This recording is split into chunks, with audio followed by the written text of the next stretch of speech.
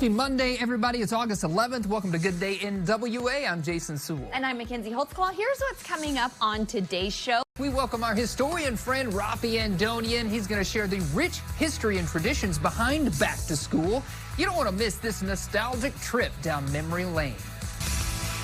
We are back to school this month, and here to educate us is celebrity historian Raffi Andonian about how we develop so much hype around school. Hey, Raffi, great to see you. Hey there. Yeah. All right, back to school. Back to school. Was back to school always such a big deal? No, I feel like it's such a big hype now. Huge It is. deal. You would think that, but it's not. So believe it or not, you know, a little more than 100 years ago, only 14% of Americans graduated high school by age 25. We're talking about an early part of the 20th century.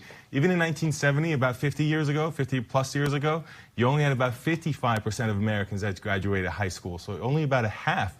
It's not until recently, in the last several years, that we've hit 90% of Americans graduating high school. So you have more people in school makes back to school a bigger deal when you think about it. Now, the reason for that is, think about the colonial period. In the colonial era, you don't have these free public schools for all students to attend.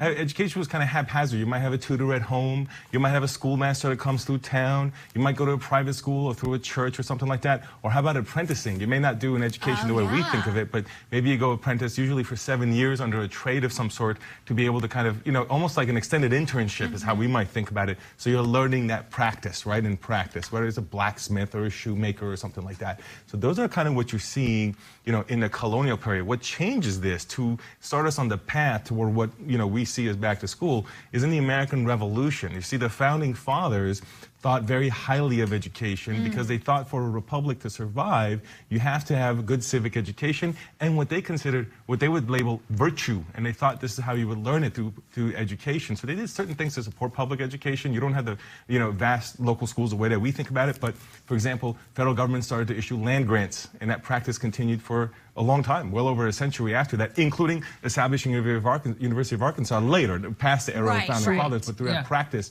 of land grants. So these are the kinds of things that happen. Now, funny enough, I brought with me, speaking of the founding fathers, a pen that is the pen from made of a tree from George Washington's Mount Vernon property from the 1780s. I know people there, when that tree came down, I got this pen made out of it. So I thought founding fathers education, this is fitting. No way. You didn't get that from the gift shop? Oh, the gift shop? Well, I know people there, let's just say, it can be a gift shop item.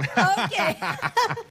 So that pen connects to education and the founding fathers the way that I think about it. Yeah. Here in Arkansas, it wasn't until the 1920s, about a century ago, that you have a couple of governors, Governor Gray and Governor Parnell, who are going to do a lot of reform. For example, stabilizing funding. To give you an example, compared to states around it, Arkansas at the time spent about 1/10 what Oklahoma spent per pupil and 1/20 what Missouri spent per pupil.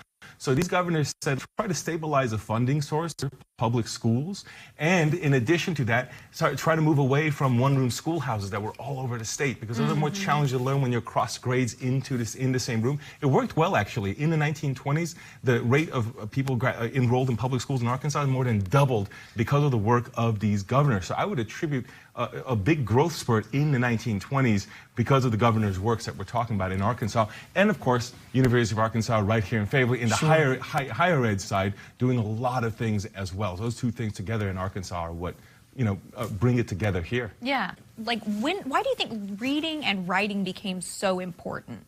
Think of it this way. There's a couple of things that are going on bigger picture, right? In the Republic, we have, the importance to the Republic. And by the way, real quick, a guy, Horace Mann in Massachusetts in the early 19th century established the public school system as we know it, which focused on reading, writing, and arithmetic. They call it the 3 R's. And that was the first time that we had universal public education for local, communities. And that's a model we've copied across the nation from Massachusetts.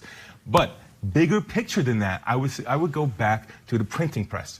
Think about the printing press that comes out in the 15th century. That makes reading scalable, because in the past you have reading books being handwritten. Right. Now you have this print that you can set the type once and then just powder it. And everybody's looking at the same thing. And everyone's looking at the same thing, and you can publish 100, 200, 500 books quickly as opposed to handwriting. Well, now that you have it scalable and tiny print, by the way, which is a challenge to read, it makes it so the demand for literacy becomes greater. The access is greater, so the demand for literacy becomes greater. So I would start there, and then you look at the Protestant Reformation, which is shortly after that, and the Protestant Reformation, it emphasizes reading the Bible directly for yourself for a direct connection to God. That brings the importance of education. And then a couple of hundred years later, in the United States, you have the Republic that we talked about. So here in the United States, we're building on those traditions when we come up with the Republic concept, which is why women got education in the early Republic, because it's supposed to be their mothers of the Republic who are guardians of the Republic to raise good citizens. And as a result, you begin to have women's education in the early Republic. But they're building on the printing press and the Protestant Reformation and the Enlightenment, the era that they're in the early Republic, to carry this tradition forward. Cool, Raffi, thank you so much for joining us. Talk about the history of education in our country. And thanks for bringing us these cool rulers to look at. It's got all my U.S. presidents on there, so I don't forget them. That's right. Stay with us. More Good Day coming up after this quick break. Oh, you're going to smack me with it.